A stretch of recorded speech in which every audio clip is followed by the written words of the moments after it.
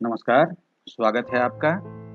सर्वप्रथम सभी गुरुजनों को सादर प्रणाम। आज के इस वीडियो के माध्यम से हम जानेंगे आषाढ़ मास की पूर्णिमा को गुरु पूर्णिमा के रूप में क्यों मनाया जाता है। साथ ही साथ यह भी जानने का प्रयास करेंगे कि गुरु शिष्य परंपरा क्या है। तो आइए प्रारंभ करते हैं। जो वीडियो विभक्त है वह कुछ इस प्रकार है।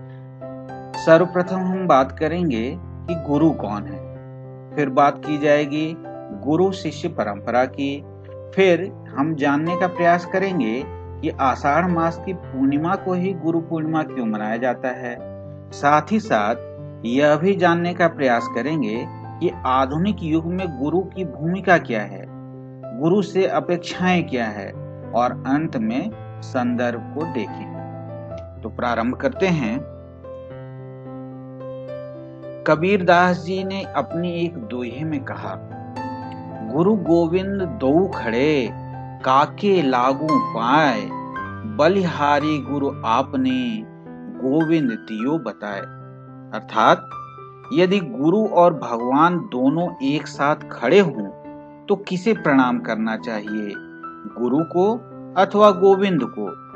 तो निश्चित तौर पर ऐसी स्थिति में गुरु के श्री चरणों में ही शीश झुकाना उत्तम है, क्योंकि उनके कृपा रूपी प्रसाद से ही गोविंद का दर्शन करने का सौभाग्य प्राप्त हुआ। यदि हम यथार्थ के धरातल पर इस प्रश्न का उत्तर ढूंढेंगे कि आखिर किसी व्यक्ति के जीवन में गुरु का क्या महत्व है, तो हम यही पाएंगे कि गुरु के बिना मनुष्य का जीवन कभी भी सार्थक नहीं हो सकता। हमारे समक्ष अनेकों उदाहरण हैं। यदि हम योग की बात करें तो शिव न होते तो योग न होता। चंद्रगुप्त मौर्य, हम सभी जानते हैं इनके विषय में। इन्होंने अपने शौर्य से न सिर्फ नंद वंश को उखाड़ फेंका, बल्कि विदेशी आक्रांताओं से भारत भूमि की रक्षा भी की। और इस सब में गुरु चाणक्य, या हम जिन्हें कौटिल्य के नाम से भी जानते हैं, उनके योगदान को कौन भुला सकता है। इच्छाएं ही दुखों का मूल हैं। यह बात बताकर, यह संदेश देकर गौतम बुद्ध ने जीवन को नया दर्शन दिया। भगवान के अस्तित्व पर सवाल उठाने वाले एक समय में नरेंद्र जब रामकृष्ण परमहंस के संपर्क में आए तो किस प्रकार उनका परिवर्तन स्वामी विवेकानंद के रूप में हुआ, यह पूरा विश्व जानता है। पूरे विश्व में सनातन धर्म का प्रचार करने हेतु प्रेरित करने वाले इन श्री गुरु श्री रामकृष्ण परमहंस को कौन भुला सकता है। चाहे दैत्यों के गुरु शुक्राचार्य की बात हो, या फिर देवताओं के गुरु बृहस्पति की। दोनों ने अपने अनुयायियों का हमेशा मार्गदर्शन ही किया है। जैन धर्म के 24वें तीर्थंकर भगवान महावीर, अपने जीवन में जब उन्होंने कैवल्य प्राप्त किया और उसके बाद पूरे संसार में सत्य व अहिंसा का पालन करने के लिए प्रचार प्रसार किया, वहीं वेदव्यास ने 18 पुराणों व महाभारत की रचना कर हम सबको जीवन का मर्म समझा दिया। सनातन धर्म की स्थापना करने वाले आदि गुरु शंकराचार्य, कलयुग की अगर बात करें तो पुनर्स्थापना करने में इनका बहुत बड़ा योगदान था। इनके विषय में कुछ भी कहना सूर्य को दीपक दिखाने के समान होगा। भगवान कहाँ नहीं है, वह तो सर्वत्र विराजमान है। यह संदेश देकर गुरु नानक ने परतंत्रता में भी धर्म का अलग जगाए रखा। हिंदू सम्राट महाराज छत्रपति शिवाजी को कौन भूल सकता है। शिवाजी के व्यक्तित्व निर्माण में समर्थ गुरु रामदास जी के योगदान को कम करके नहीं आंका जा सकता। अर्जुन की चर्चा हम सभी करते हैं, लेकिन उस बालक अर्जुन को श्रेष्ठ धनुर्धर के रूप में बनाने में गुरु द्रोण को कौन भूल सकता है। और ऐसे असंख्य उदाहरण हैं। यदि हम इतिहास के पन्नों को पलटेंगे तो हम पाएंगे कि गुरुओं ने अपने शिष्यों को उस बुलंदी पर पहुंचा दिया कि दुनिया देखकर दंग रह गई। तब यह प्रश्न उठता है कि आखिर ये गुरु हैं कौन। तो गुरु की अगर बात की जाए तो हम देखते हैं यह जो बना है यह दो शब्द से बना है। दो अगर बात करें तो गु और रू के मिलन से ही ये गुरु की बात होगी। तो जानते हैं एक एक करके। धर्मज्ञो धर्मकर्ता च सदा धर्म परायण तत्वेभ्य सर्वशास्त्रार्थ देश को गुरु रुच्यते।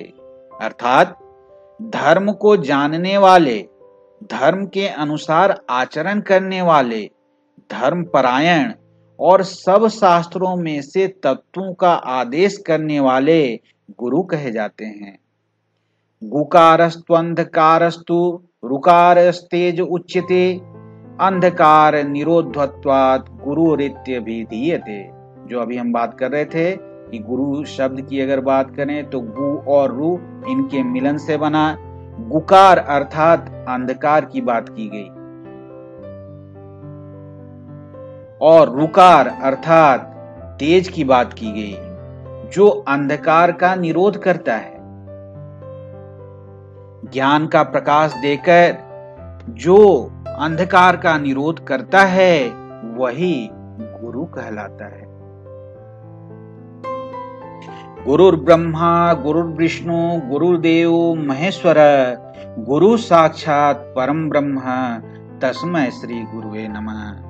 गुरु ब्रह्मा है, गुरु विष्णु है, गुरु ही शंकर हैं, गुरु ही साक्षात पर ब्रह्म हैं। उन गुरु को प्रणाम है। आइए अब जानते हैं गुरु शिष्य परंपरा के संबंध में। तो गुरु शिष्य परंपरा की यदि बात की जाए तो सर्वप्रथम हम यह जानने का प्रयास करते हैं कि प्राचीन काल में साधना की दृष्टि से जीवन को कितने खंडों में बांटा गया था। तो साधना की दृष्टि से जीवन 4 खंडों में विभाजित था। वो 4 खंड कौन से थे? तो ब्रह्मचर्य, गृहस्थ, वानप्रस्थ और संन्यास। ब्रह्मचर्य, जब छात्र पवित्र आश्रमों में तपस्वी गुरुओं के सानिध्य में रहकर ज्ञान लाभ किया करते थे। यह ज्ञान मात्र सिद्धांतों का नहीं होता था, न ही केवल किताबों का होता था, वरन यह जीवन का, व्यवहार का भी होता था। इसके पश्चात व्यक्ति गृहस्थ आश्रम में प्रवेश करते थे। जीवन, समाज, राष्ट्र और विश्व, क्योंकि हम प्राचीन काल से ही विश्व बंधुत्व में विश्वास करते थे, तो हम जीवन, समाज, राष्ट्र और विश्व की समस्याओं का आत्मविश्वास एवं साधना के बल से मुकाबला किया करते थे तथा प्रगति के पथ पर कुछ और आगे बढ़ पाना हमारे लिए संभव हो पाता था। इसके पश्चात वानप्रस्थ की स्थिति आती थी। विरक्त होकर भी राष्ट्र कल्याण की ममता बनी रहती थी। यहाँ ध्यान देने वाली बात है कि वानप्रस्थ आश्रम में हम पहुंचकर विरक्त होने की बात करते थे, लेकिन राष्ट्र कल्याण जो है वह ध्यान से नहीं जाता था। और संन्यास आश्रम में पहुंचकर मोक्ष पाने का पुरुषार्थ सजग हो उठता था। यह भी सिद्धि का एक अनुपम स्वर्ग होता था, उपलब्धि की एक पवित्र मंजिल होती थी। और यह सब संभव हो पाता था गुरुकुल में तपे तपाए गुरुओं द्वारा जो ज्ञान प्राप्त हुआ था व्यक्ति को। तो यह बात की गई जब हम बात करते हैं कि किस प्रकार साधना की दृष्टि से जीवन को इन खंडों में विभाजित किया गया। अब गुरुकुल परंपरा की यदि बात करें तो गुरुकुल में ये 3 चीजें बहुत ही महत्वपूर्ण हैं। पहली चीज क्या है? तो पहली चीज है गुरु का ज्ञान, अनुभव व मनोदृष्टि। दूसरी अगर बात करें तो शिष्य का गुरु के प्रति आदर व श्रद्धा, कि गुरु जो हमें बताएंगे, हमारी जो समस्याएं हैं, हमारे जो ज्ञान प्राप्ति का लक्ष्य है वह पूर्ण होगा। और सबसे महत्वपूर्ण बात कि गुरु और शिष्य दोनों का आपस में परस्पर विश्वास रहता था। अब किस प्रकार यह स्थिति उत्पन्न होती थी, यह हम बालकांड तुलसीकृत रामचरितमानस की 2 चौपाइयों से समझने का प्रयास करते हैं। तुलसीदास जी लिखते हैं कि भय कुमार जब ही सब भ्राता, दिन जने गुरु पितु माता, गुरु गृह गए पढ़न रघुराई, अलप काल विद्या सब आई। अर्थात ज्यों ही सब भाई कुमारावस्था में आए, त्यों ही गुरु पिता और माता ने उनका यज्ञोपवीत संस्कार कर दिया। और श्री रघुनाथ जी भाइयों सहित गुरु के घर में विद्या पढ़ने गए। यहाँ ध्यान देने वाली बात है कि भगवान भी जब मनुष्य का अवतार लेकर उतरे तो वह पढ़ने के लिए गुरु गृह गए, गुरु के आश्रम में गए, और थोड़े ही समय में उनको सब विद्याएं आ गई। गुरु का सानिध्य व उनकी प्रतिभा, इस कारण से अल्प काल में ही उन्होंने सारी विद्याएं पा ली। और उसके बाद ही उल्लेख है कि उस विद्या को पाकर उन्होंने क्या किया, किस प्रकार जीवन यापन प्रारंभ किया। तो कहते हैं, प्रात काल उठ कै रघुनाथा, मात पिता गुरु ना वही माथा, आयुष मागी करही पुर काजा, देखी चरत हरसई मन राजा। श्री रघुनाथ जी प्रातः काल उठकर माता, पिता और गुरु, इन तीनों के सामने मस्तक नवाते हैं, उनसे आशीर्वाद लेते हैं और आज्ञा लेकर नगर का काम करते हैं। और उनके चरित्र को देख देख कर राजा मन में बड़े हर्षित होते हैं। तो इस प्रकार यह व्यवस्था थी कि कुमार अवस्था में जैसे ही जो व्यक्ति प्रवेश करता था उन्हें गुरु के आश्रम में भेज दिया जाता था। वहां से वो शिक्षाएं, ज्ञान ये प्राप्त करते थे और उसके बाद वापस अपने कार्य में लग जाते थे। आइए बात करते हैं कि आषाढ़ मास की पूर्णिमा को ही गुरु पूर्णिमा क्यों मनाते हैं। तो इसके संदर्भ में जो बातें कही गई वह आप देख पाएंगे कि यहाँ पर 4 चीजें हैं। सबसे पहला है कि भगवान शिव के द्वारा सप्तर्षियों को योग की शिक्षा का प्रारंभ हुआ। दूसरी अगर बात करें तो महर्षि वेदव्यास का जन्म दिवस मनाया गया। साथ ही साथ गौतम बुद्ध के द्वारा प्रथम उपदेश दिया गया आज के ही दिन, और भगवान महावीर द्वारा पहला शिष्य बनाना। ये सारी घटनाएं हैं। तो एक एक करके हम देखते हैं। सर्वप्रथम भगवान शिव के द्वारा सप्तर्षियों को योग की शिक्षा। यौगिक परंपरा के अनुसार प्राचीन काल में हिमालय के क्षेत्र में एक योगी जिसका शरीर अलौकिक था, कुछ भी उनके शरीर में जो बात कही गई, हिलना डुलना कुछ नहीं था, वहां पर लोग इकट्ठा हुए और वहीं 7 ऋषियों ने ज्ञान प्राप्त किया योग का। मान्यता यह है कि इसी दिन भगवान शिव के द्वारा सप्तर्षियों को योग की शिक्षा का प्रारंभ किया गया और इसी कारण से शिव को प्रथम गुरु कहा गया। तो इस कारण से यह प्रथम कारण हुआ कि आषाढ़ पूर्णिमा के दिन शिव ने योग की शिक्षा दी और वह शिक्षा देने के कारण ही उन्हें आदि गुरु कहा गया, प्रथम गुरु कहा गया और आज के दिन गुरु पूर्णिमा की बात की गई। दूसरा कारण महर्षि वेदव्यास।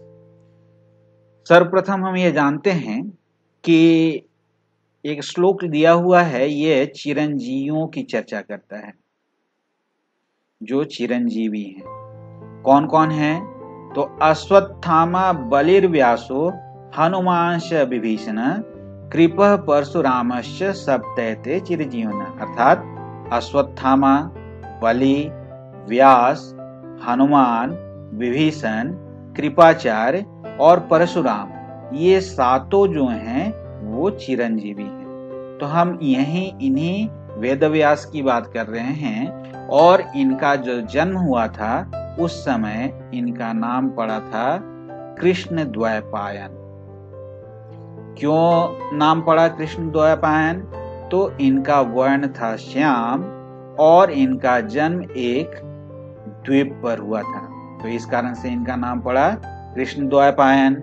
लेकिन चूंकि इन्होंने बाद में वेदों को विभाजित किया तो इस कारण से इनको हम वेदव्यास के नाम से भी जानते हैं। इनके जो पिता का नाम था वो मुनि पराशर थे और माता का नाम सत्यवती था। उत्तराखंड में 10,500 फीट की ऊंचाई पर माणा गांव में आज भी व्यास की गुफा स्थित है और कहा यह जाता है कि यहीं पर उन्होंने 18 पुराणों व महाभारत की रचना की। महर्षि वेदव्यास की अगर बात करें तो उनके चातुर्य के संबंध में एक छोटी सी कथा सुन लेते हैं। जब इन्हें महाभारत लिखने की प्रेरणा हुई तो ब्रह्मा जी के आशीर्वाद से इन्हें पता चला कि पूरे सृष्टि में सिर्फ और सिर्फ गणों के मार्गदर्शक भगवान गणेश ही ऐसे व्यक्ति हैं, ऐसे देव हैं जो कि महाभारत लिख सकते हैं। उन्होंने तपस्या की, उन्हें मनाया तो गणेश जी राजी तो हुए, लेकिन उन्होंने कहा कि मैं लिखूंगा तभी तक जब तक आप बोलते रहेंगे, अगर विराम मिला तो मैं उसी समय रुक जाऊंगा। अब महर्षि वेदव्यास का चातुर्य देखिए, उन्होंने कहा कि आप जो भी लिखें वह इस प्रकार लिखें कि आप उसे समझ कर लिखें और जहां अगर समझ में न आए तो निश्चित तौर पे आपकी कलम जो है रुक जानी चाहिए। तो इस प्रकार इन्होंने ऐसी युक्ति लगाकर पूरे महाभारत की रचना कर दी। अब जो महत्वपूर्ण 4 प्रमुख शिष्य थे वह थे पायला, जैमिनी, वैशंपायन और सुमंतु। ये 4 प्रमुख शिष्य थे महर्षि वेदव्यास की।